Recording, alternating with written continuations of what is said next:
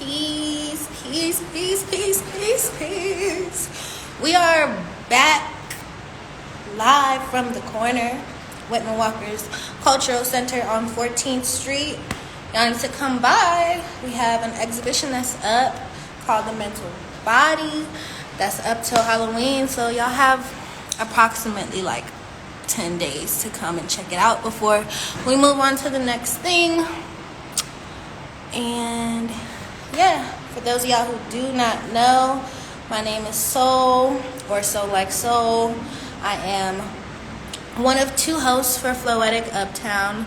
My co-host is Muse, and since we've been doing this virtually, we've just been kind of taking turns hosting. But hopefully we'll be back in a physical space and hosting together again. But today we have a really beautiful and amazing feature who actually gave us the opportunity to be host for Floetic Uptown. Started Floetic Fridays at Eastern Market on the south side.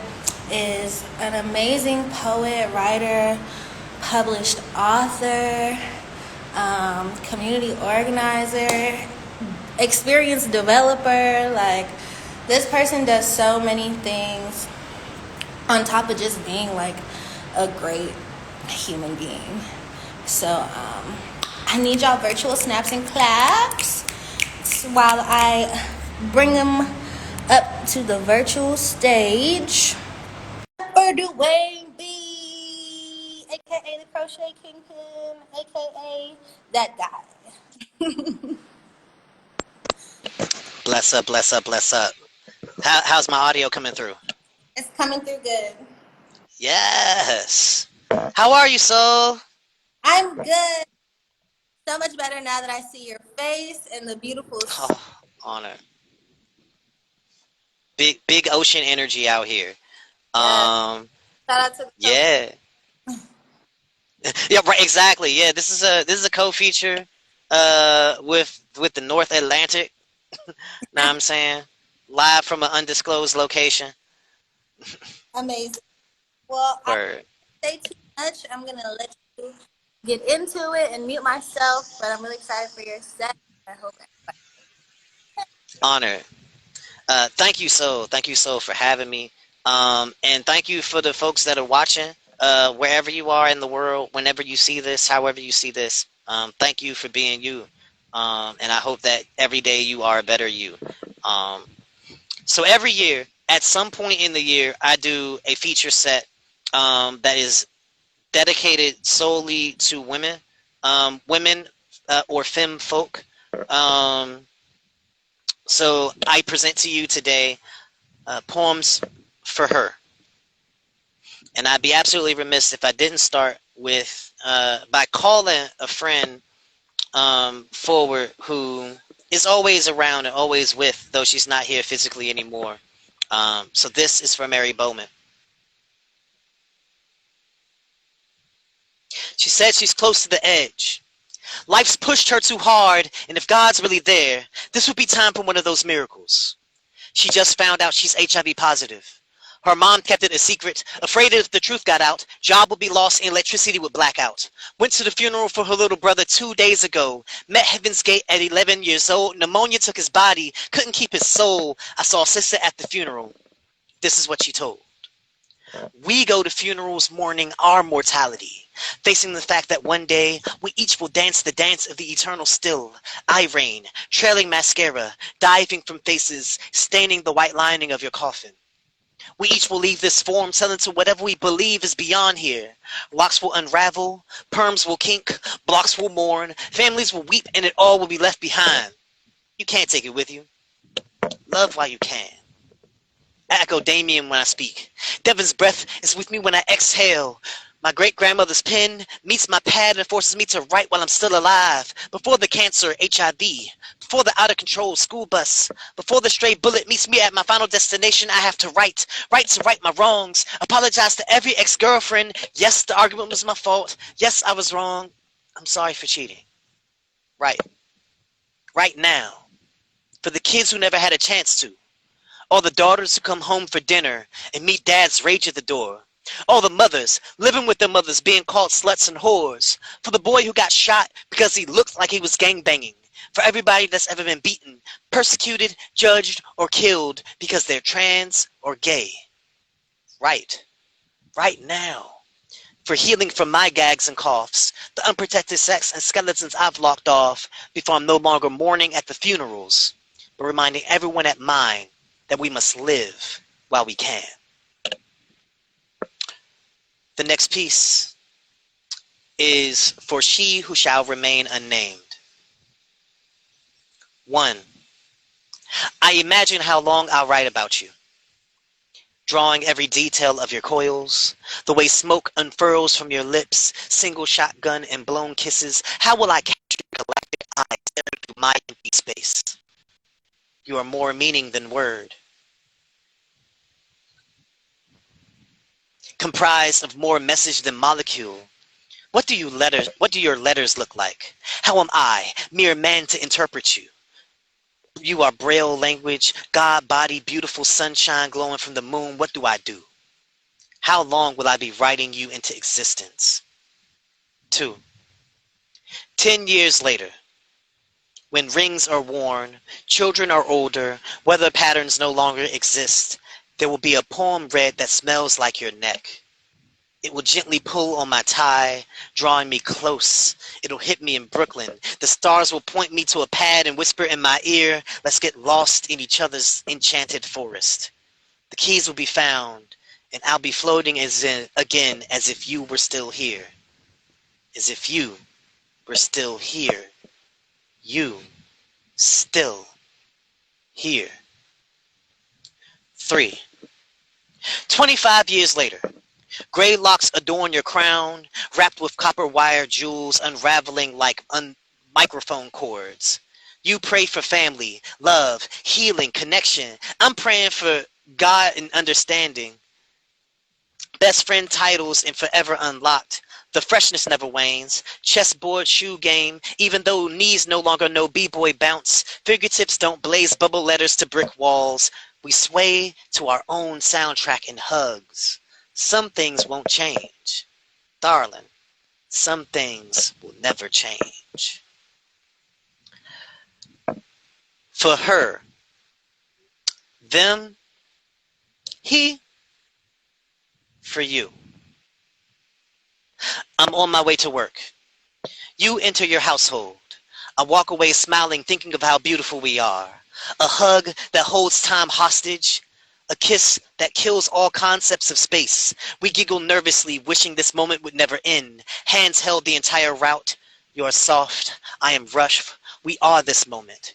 A rat scurries behind a trash can. The sky's tone is changing and the early birds are enjoying their feast. Enjoying my feast, I am lost in you. I am Adam, caressing the rib I lost in you. We are children learning each other. Questioning if these actions could lead to cardiac arrest. Djembe jumping from your chest. Fingertips glide over your heart. Hand slides over my hand. Possibly. Maybe. Possibly this could be what we've been waiting for. Wood chips are jealous of the steel formation holding us, getting to experience this perfection. You listen as I rip off scabs. We discuss the beauty in our wounds. I'm shy as we discuss childhood. Lock popped. There's a playground. It gets cloudy. Pop lock. Gin and tonic. Vodka lemonade. Slight rain. Severe enlightening. A long walk with friends. A slow dance. Intimate poetry set. Glance across the room. You walk indoor. I arrive from work. You walk indoor, glance across the room, intimate poetry set, a slow dance, a long walk with friends, slight rain, severe enlightening. Vodka lemonade, gin and tonic, pop lock, it gets cloudy. There's a playground, lock, popped. I'm shy as we discuss childhood. You listen as I rip off scabs, we discuss the beauty in our wounds. Wood chips are jealous of the steel formation holding us, getting to experience this perfection. Possibly this could be what we've wanted. Possibly. Maybe. Hand slides over my hand. Fingertips glide over your heart.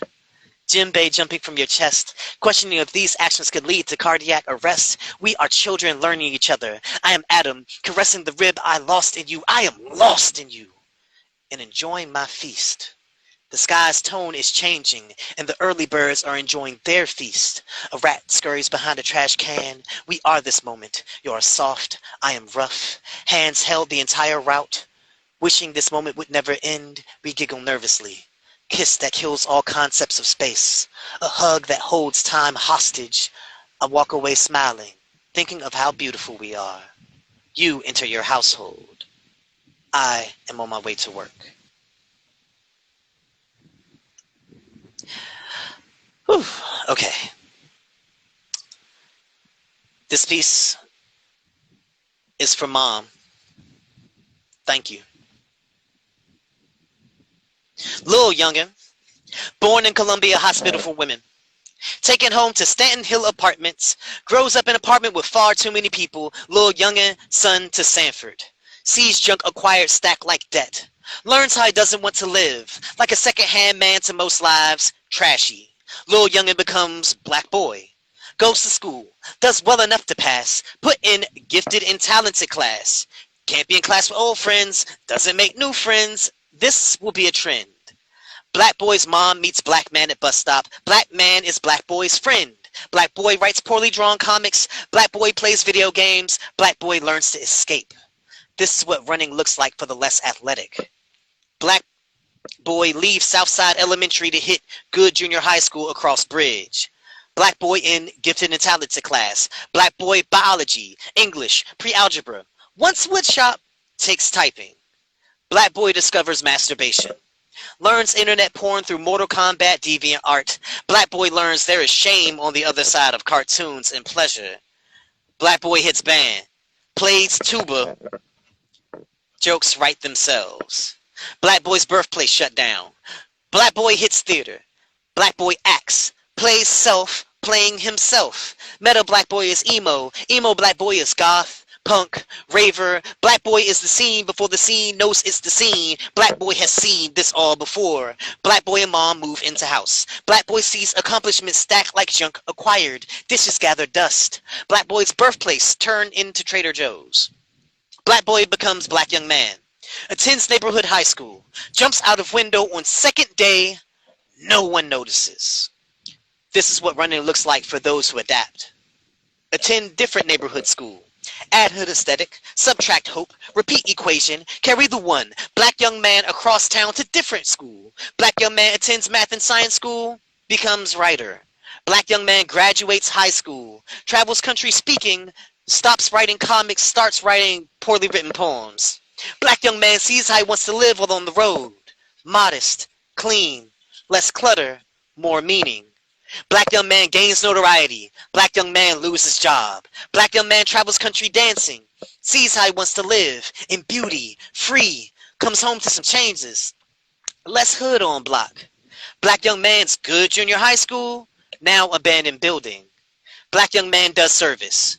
New class. New rules. A little high. A lot of friends. A lot more sex. Still hollow. Black young man has child. Black young man, now black man, makes young decisions being grown. Black man moves up north to save the relationship. Sees conflict in how he wants to live. With family, without love, confused. Black man leaves, heartbroken. Returns to DC to see a city turning tricks. Black man's good junior high school. Now Trader Joe's. Wonders what the hell Joe been trading to be able to afford his past. Black man saves. Black man plans. Black man performs poems. Poems get black man paid. Black man builds credit. Black man, good credit. Black man lives with mom. Sees how he doesn't want to live.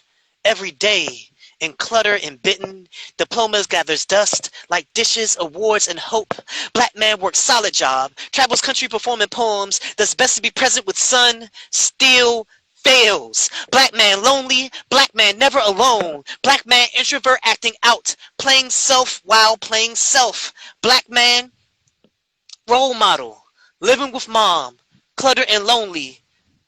Black. Whew. 2 pieces left. Thank y'all for the love.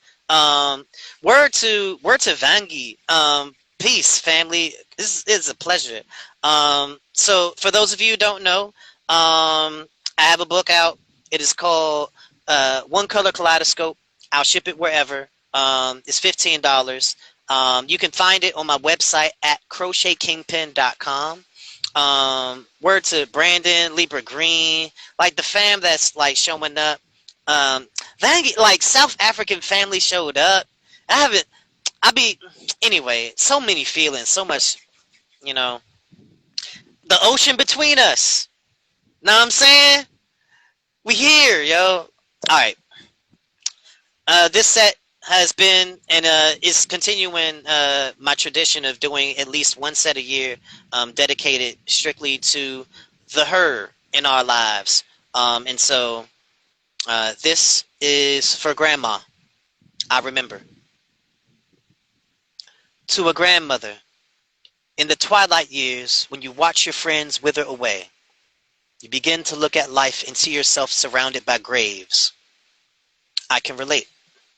From the grandson who arrived in the 80s, watched his friends die in the 90s, and pray his students don't waste away now, you need to eat. Remember to eat. It's the key to me coming home.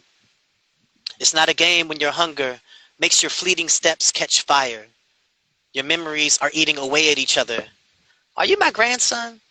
Of course I am, Grandma. Why aren't you around more often? I was just about to ask you the same thing. Is there an echo in the room?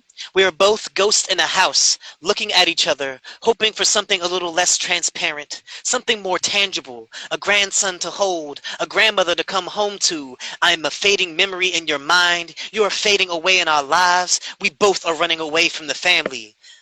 The night before Thanksgiving, I will come home.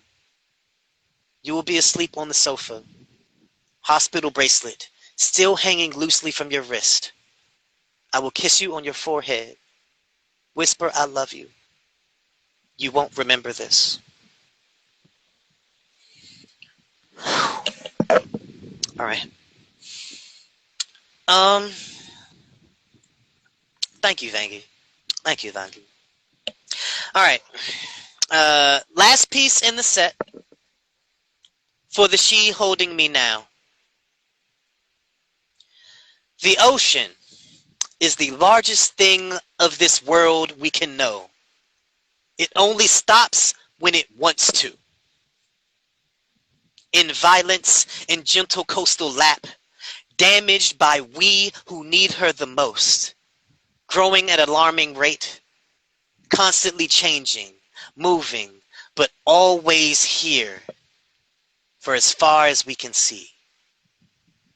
I could disappear today and be a feast for the foul, swallowed, a grain of sand in the murky deep, but the water tells no tales. The ocean knows no regret.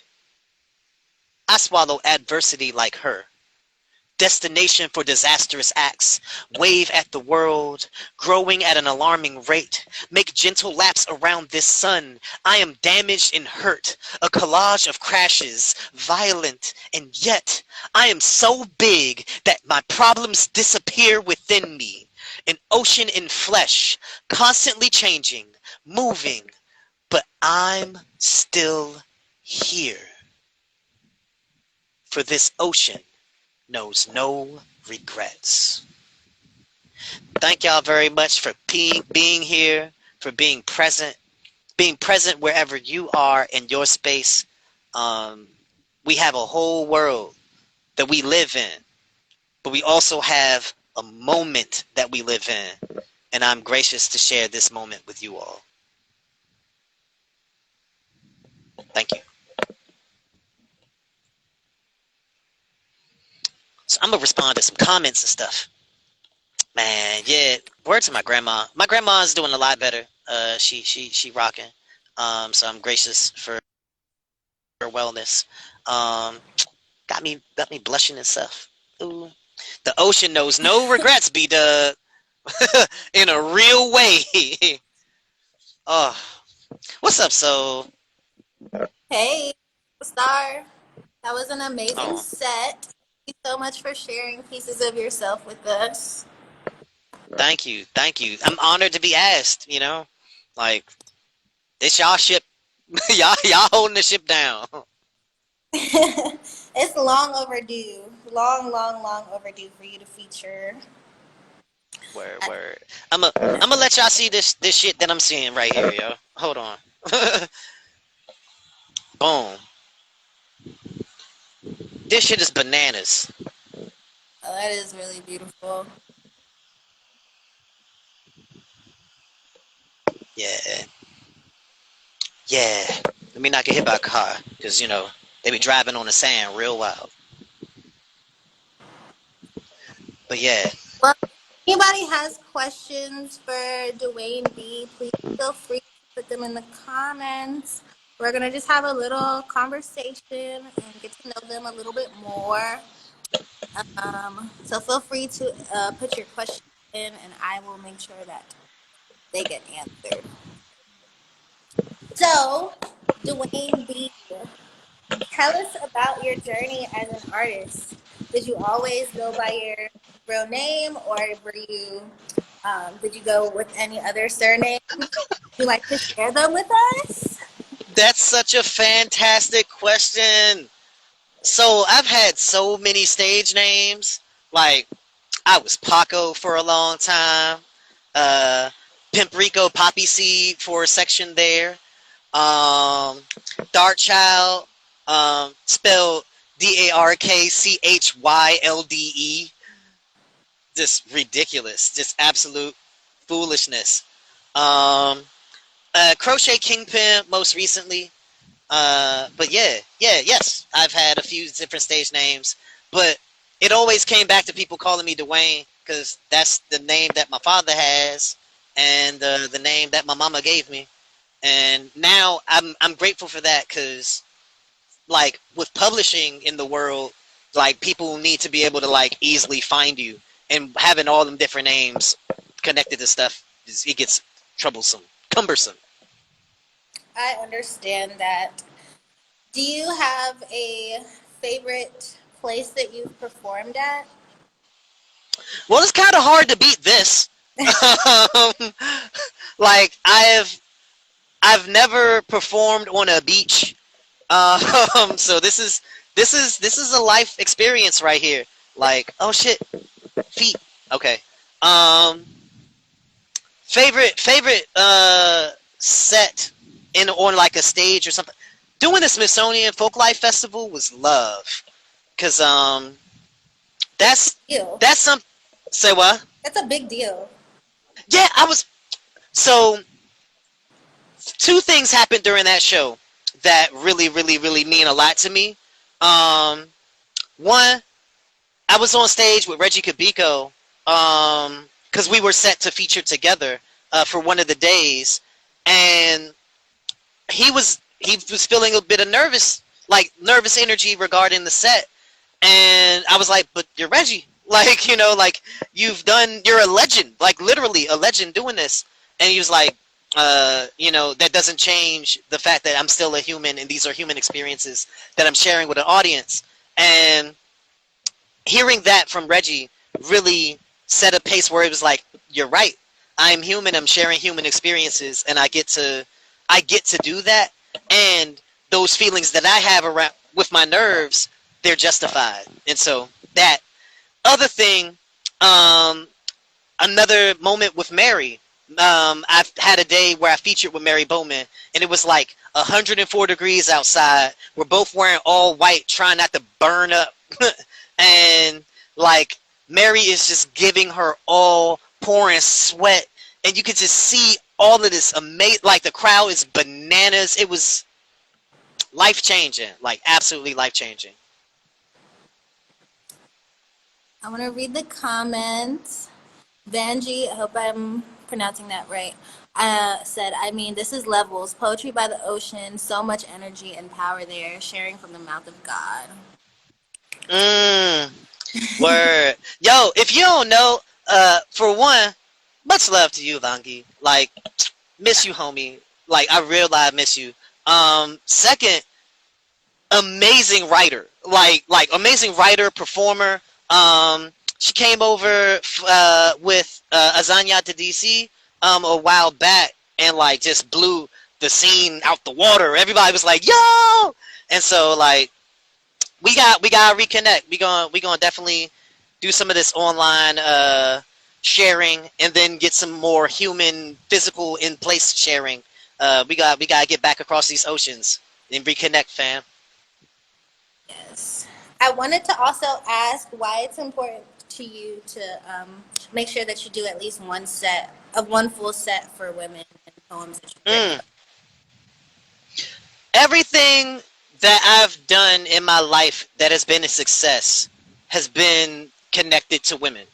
Like I got into HIV prevention education and public health led by a woman. Like directly like you should come with me to this place. And then I left out of that place with a job. Know what I'm saying? For one, my mama's a woman. and you know like I wouldn't be here. So like even where I am now, working with the Smithsonian, it was someone, a young lady who suggested, "Hey, there's this position that's opening up. You should look into it." Like everything, I started writing poetry because of women. I started crocheting because of women. Like I am who I am because of the women in my life, and so I go in with intention of highlighting the women in my life so that others can hopefully recognize, celebrate, and highlight the women in their lives and see how great we can be because we all are being taken care of. Yeah, definitely. And it's not just something that you do through like your performances either. Like you do um, open a lot of doors for people, and I know that you really do try to get women doors when you can. So I, being one of those women, am really appreciative of you and like your perspective on how you appreciate us in general. So thank you for that. Um, So, like, one of my greatest successes is the pairings of the folk that host the Floetic like joints. Like, I'm so glad that each of y'all are where y'all are, and like we're only going to keep growing. So I'm excited. Thank you so much. Do you want to talk about why you started Floetic and how it's grown? Ooh, Now, what is it like to like kind of be outside of the institution and like watching it grow? Because it was your baby. it is it, it feels good to know like when I realized that I was leaving the public health field, it felt good to know that people I can trust were at the helm. Know what I'm saying? Like, I started Floetic because I wanted to have an open mic that was closer to my age range. Like, I started Floetic when I was, what, 17, 18? And there wasn't really a DC poetry slam scene. Know what I'm saying? Like it didn't exist for real.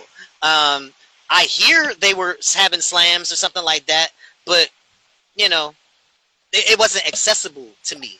And so I felt like I was going to spit that, and I was the youngest cat at spit that, and I'd be like, oh well, then there needs to be like a youth version of spit that. And so with some funds from Metro Teenage at the time, we were just like, all right, we're gonna just like buy a microphone and I'm gonna talk to poets and say, hey, like come up and let's like do a show for the young people. I'm gonna hand out some condoms, you know, and it grew, and it grew to two different locations, four hosts, each with like dynamic and different energy, each that like bring a different type of charisma to it, and that's what makes it special. Similar to Spit That. Spit That has two hosts. We have two hosts for most of the events because we balance each other out. When one has to go hard, the other can like be the soft one. When the other and vice versa. Um, like we offer two different types of loud and two different types of quiet. And I see that with you and Muse. I see that with Motorcycle and B Dub. Like there's a balance that is mandatory in my mind, to help make these things happen. And so y'all are a blessing, yo. You're a blessing because it really does feel that way, that it is that dynamic, especially when we were in person. I remember there'd be times Woo! I would just come in and like be like, Muse, I'm really not feeling like up there today. I don't have the energy. Like, you low key gonna have to carry us today. And there would be moments where they would also come in feeling that way, and like I would have to pick up that.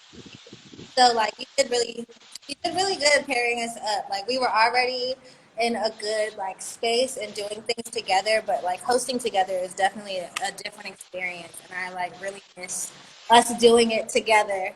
But eventually we'll be back. It will come. There will be space, and I will be one of the folks that definitely will be in that junk vibing. Is there anything else that you want to tell us about your Smithsonian work? Yo, shout out to the Anacostia Community Museum. So if you don't know, uh, the so let me just do the pitch real quick. The Smithsonian stuff that's happening downtown is really dope, right? That's cool, and it's like space artifacts and stuff from U.S. history that may or may not be a little problematic, and like all kinds of stuff like that, right?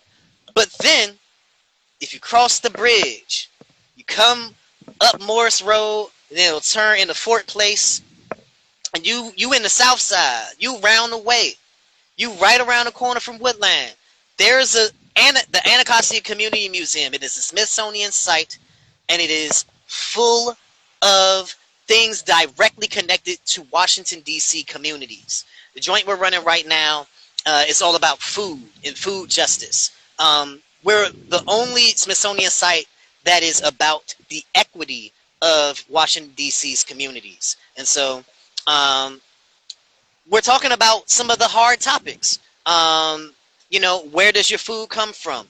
Why do certain neighborhoods have access to food? And we ask those questions like, why is there only one grocery store in Ward 8? We the diamond in the rough. Word to Miss Pat. Know what I'm saying? I'm not going out Pat, but yeah, shout out to Pat. So yeah, you gotta take your time to come on over. Right now our hours are 11 to 4. So that's kind of a struggle for folks who are working during the day, but we're open on Saturday as well. Just pull up. Pull up. Yes, pull up and check out the good work they're doing over there. Is there anything else that you're working on that you'd like to plug? Any more poems you'd like to share with us? Well, there is a so what I'll say, I'm dropping new scarves on Halloween. Ooh. So new scarves are going to be dropping on the website on Halloween. And that's at crochetkingpin.com on the website. I have like a few irons in the fire. That's all I can say right now. There's like one really big thing that's going to be happening like sooner around that Halloween time frame. But that's going to be bigger than what I can announce right now. And in December, folks should keep their eyes open for something else. Yeah, something that you might be able to carry with you. Nice. And the book is also on the Kingpin website as well if people want to go get it. It's really good. Thank you, so. Y'all should go get that. It's like Word, I have word. like a few chapbooks that I sometimes carry around with me, and it's definitely one of the ones that I carry around with me for inspiration whenever I need to write, along with Joe Scott's chapbook. B. Doug asks, has your career shift influenced your writing? That is a really good question. So yes and no. That is a fantastic question. I often am writing about the things and experiences happening in my life. That's a lie. Yes, I wrote 3 new pieces on the day that I packed up my stuff. To move from one office to eventually the other. And so, yeah, no, it has shifted my work, but not in like a content way. More of I take a bit more time. I don't feel as rushed, just in general in life right now. So I'm able to take more time and like I'm here right now. Yeah.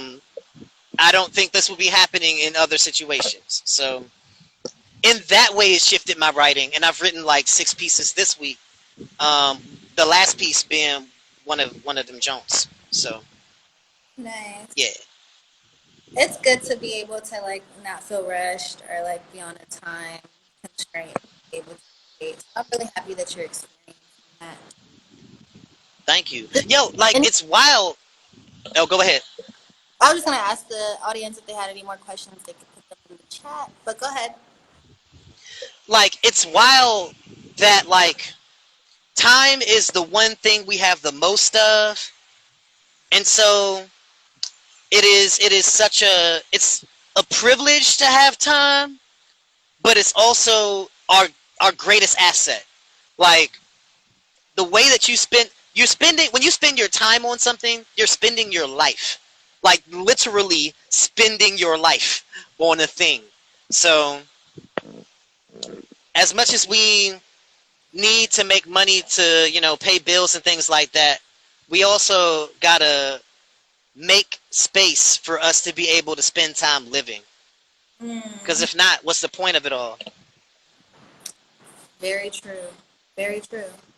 That's how you get inspiration to create by living life, not just by work. Wait, you couldn't see me point. Yeah, that part. That part. That part. It's always hard for me to like do these interviews with people that I know because I'm like, what do I ask that I don't know, also other people don't know? What uh is one thing that most people don't know about your artist journey specifically? mm, so I've referenced this in poems, but I don't know if people like always catch it. I spent a lot of time, like, poetry was the always like it was the back burner thing. For a while I was legit a break dancer, like a dance dancer. Like it was what I was doing. It was my career. And I was on tour with KRS-One, and like every day during lunch he would be like kicking philosophy and talking about, this was some wild shit. He said, pray for yourself 10 years in the past. That way there will always be somebody praying for you. So like 37-year-old Dwayne prays for 27-year-old Dwayne, and that's how 27-year-old Dwayne got to be 37-year-old Dwayne. And it's just like, that's bananas. Like, Powerful. you know. So yeah, like, Or with anybody else, or did you have any other like really great breakdancer moments that you'd like to share? so this is what was weird too. Like, so Breeze Crew is like usually the crew that is on tour with KRS-One. Um, During this particular leg of the tour, Breeze Crew was not available. So they called me in. And I'm thinking, all right, bet I'm going to be joining like, a squad. It's going to be lit, blah, blah, blah, blah. I pull up. I get to LA. First off, I ended up missing this whole, all right, hold up. I'm going to just tell this story. I'm going to just tell this particular story. Okay. So I'm in, oh, damn it. I got to get the camera right. So it's 2004. Bush just did a whole bunch of budget cuts, and so I end up losing my job in public health. And I'm like, oh snap, what am I going to do? That Wednesday, I got a phone call from KRS-One's manager. He had just got a new manager. He reached out to me and was like, yo, we need a break dancer. I'm like, I bet. They're like, yo, we don't got the money right now to like, fly you out, but we can get you a train ticket. I'm like, okay, cool. At the time, I didn't like flying by myself, so train was very fitting. Take the train, right? We're talking a train from DC to LA. So I'm riding the train clean across the country. It's supposed to be 3 days. My train ends up missing its connection in Chicago.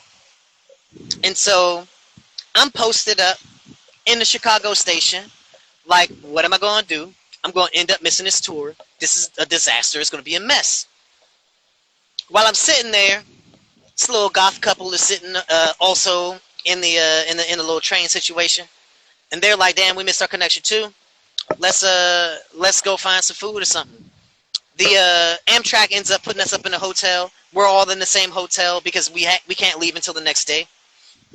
We order pizzas. We get drunk. And we're like just vibing. For the second leg of the trip, I stay in this observation car with them, watching the stars as you go across the country. And like one dude had a harmonica. I started beatboxing. Another person came up, started singing. Like we made a little jam band in the observation car, watching the stars. Like as we're going through Wyoming. Know what I'm saying? Like it was bananas. Like it was nonsense. It was wild. I get to LA. I've missed the first show. They're headed to Lake Tahoe. I'm like, crud. What am I supposed to do? No, they were headed to Reno. So I was like, crud, what am I supposed to do?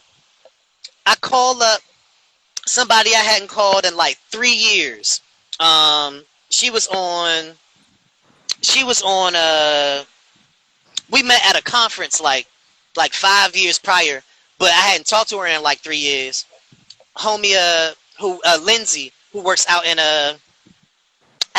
Cali in LA, doing like HIV prevention work for the Asian Pacific Islander community, right?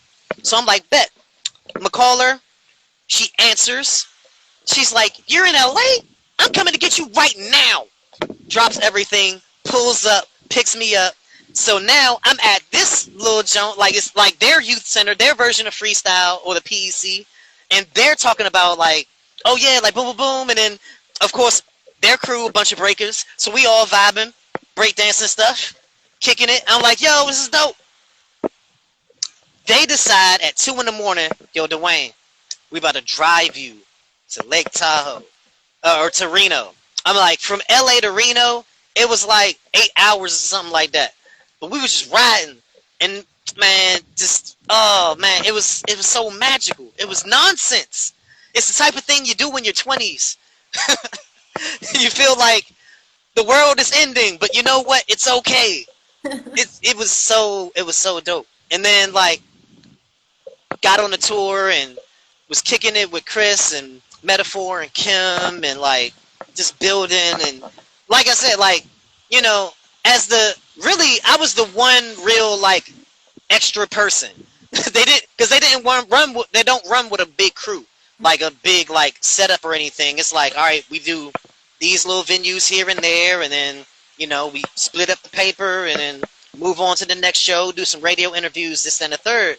And like I wasn't leading the workshops, I wasn't doing all this extra stuff. So it was kind of like, all right, well, Dwayne, get up, you gotta get the food, bruh. I'd be like, all right, cool. Sushi again? All right, you know. It was, yeah. But like the jewels that I learned just having that experience was a blessing in its own right. Thanks for sharing that. B-Doug said, this person has been making friends his whole life. And I feel like that's so true. Like, you're just such a friendly person that you, like, no matter what situation you're in, you're always, like, meeting new people and making new friends and making new connections. That's something that I really admire about you. I feel like I'm too shy. I would have just been on that train, like, well, guess we're waiting here for a while. Yo, it has gotten me in trouble. And but it's also gotten me out of trouble. So I take the wins and the losses. I don't know. I could be standoffish. But in situations like that where like there's nothing I could control in that scenario. And so it's like either I'm going to be sitting here and I'm going to be guh, or, you know, I'm going to just like hang out with some new goth folk and like, you know, figure it out. And Chicago deep dish pizza is delicious. B-Doug also said you got to write something called Sushi Again. Oh, bro, I'm going to have you on it. We gotta make the sushi track. You heard it here first, ladies, Sushi, yeah. ladies, and gentle thems. We out here. Is there anything else that you'd like to share with us before we wrap it up? Um, aim at peace. Mm. Whatever you're going through, whatever you're like, you whatever you are living in and with, aim at the destination being peace. Like, you're not always going to make it to peace, but if you can aim at peace, you'll be somewhere close to it. You'll be like chill. You'll find some type of chill. Um, there's too much.